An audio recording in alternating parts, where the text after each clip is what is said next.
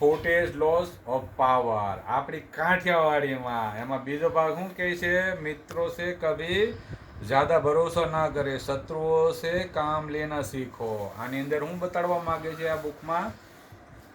રામજીની આપણે રામાયણમાં જોઈએ કે એણે પોતે જીતવા માટે કોની મદદ લીધી? વિભીષણને. વિભીષણ પાસેથી રહસ્ય રાવણનું લીધું કે એમની નાભીની અંદર અમૃતતા છે, જો તીરથી ને પ્રહાર કરશે તો એનું મૃત્યુ થશે.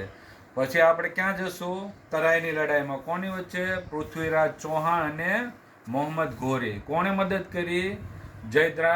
જયદ્રાજે, જે એનો હગો હાહરો હતો, જે આપણા માટે એક શરમજનક વસ્તુ છે.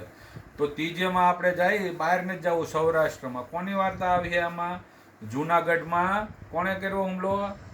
સિદ્ધરાજ જયસિંહે, રા નવગણના. એનો જુનાગઢનો ઘેરો અને 12 વર્ષ સુધી જીતી ન શક્યો. તો અંતમાં શું થાય છે કે એના વિસળ અને દેસળના એના ભાણિયાની મદદ લે છે અને છેલ્લે એ જુનાગઢનો કિલ્લો જીતી લે છે.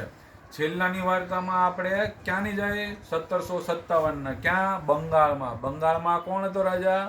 સિરાજ ઉદ દૌલા. કોને એનો હુમલો કરવાનો હતો? એનો ક્લાયન્ટ ઈસ્ટ ઇન્ડિયાનો સેનાપતિ હતો અને એને મદદ કોની લીધી? મીર જાફરની. કોણ હતો એનો સેનાપતિ? ખાલી એટલી લાલચ આપી તાર ભાગી જવાનું ચાલુ મેદાને. તો આમાં તમારી રાજા બન્યો. અને લેટેસ્ટમાં ન્યૂઝ જોવું હોય તો મહારાષ્ટ્રનું રાજકારણ જોઈ લેવાનું તમારે. એટલે બહુ સરળતાથી કાઠિયાવાડમાં સમજી જવાનું કે આપણો દુશ્મનનો દુશ્મન આપણો છે.